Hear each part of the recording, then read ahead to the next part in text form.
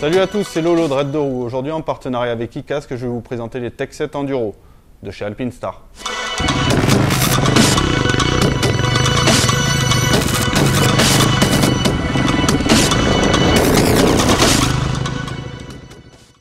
Ok, c'est parti. Donc aujourd'hui, on va jeter un œil un peu plus attentif sur les Tech 7 Enduro de chez Alpinestar. J'ai eu l'occasion de les tester toute la saison. Niveau confort et protection, c'était vraiment bien.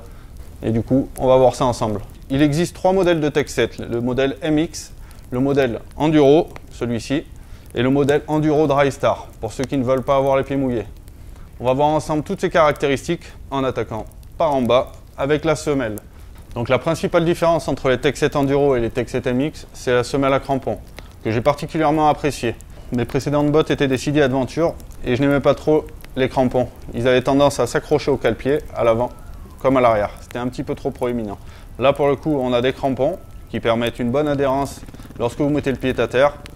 Et en même temps, c'est relativement lisse au niveau des cale-pieds pour pouvoir bouger les pieds correctement.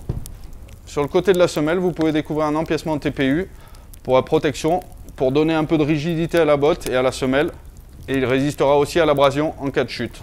Sur le dessus de la botte, vous avez aussi un petit insert antidérapant pour le sélecteur de vitesse, très pratique. Alors point de vue taille, moi je chausse du 43. Sauf que j'ai vu un podologue qui m'a dit que quand tu chausses du 43 et que tu es serré dans le 43, prends du 44. Donc je vous conseille de faire la même chose. Donc sur les Alpinestar, je suis parti sur du 44. Je suis très satisfait de la taille. J'ai entendu dire que certains prenaient plutôt une demi-taille en dessous parce qu'ils ont tendance à chausser un poil grand.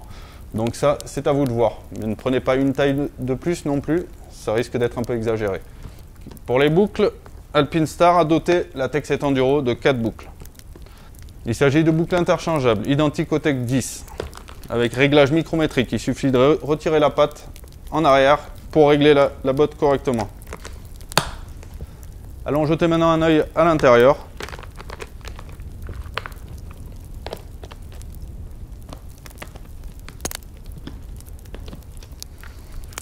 Pour ouvrir la botte, vous avez un gros velcro.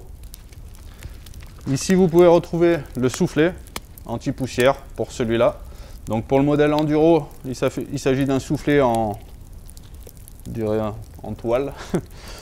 Le modèle Drystar a un soufflet qui monte plus haut, à hauteur de boucle, avec donc la membrane Drystar qui rend la botte étanche du coup.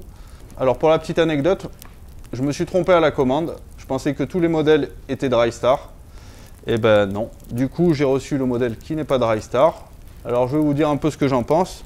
Perso, la différence de prix de quelques dizaines d'euros entre Drystar et non Drystar, ben, je comprends pas trop. Autant toutes les équipées de membrane étanche, c'est pas ça qui vous donnera plus chaud à mon avis. Et bon, c'est quand même bien pratique d'avoir les pieds au sec. Après, concernant ce modèle qui n'est pas Drystar, le modèle Enduro Tech 7 classique, vous pourrez quand même rouler sous l'eau sans être mouillé. J'ai roulé pas mal sous la flotte, surtout au Parpaillon. Je me suis pris une grosse averse. J'ai fait la montée et descendre sous la pluie. On sort toujours pas de l'eau là. Je pleure pas, j'ai les yeux mouillés. Et ben j'ai pas pris une goutte d'eau à l'intérieur. Il n'y a que quand je suis allé mettre le pied dans une flaque un peu profonde, à mi-cheville, que là j'ai senti un petit filet d'eau qui commençait à rentrer. Je suis vite sorti de la flaque et tout allait bien.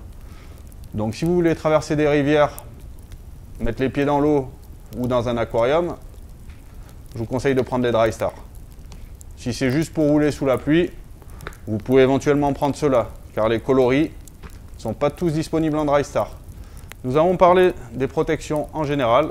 On va maintenant aborder la protection de cheville avec cette articulation double point, extérieur et intérieur, qui vous permettra d'avoir suffisamment d'aisance et d'amplitude pour accéder à vos commandes et vous protégera la cheville en cas de chute et de torsion.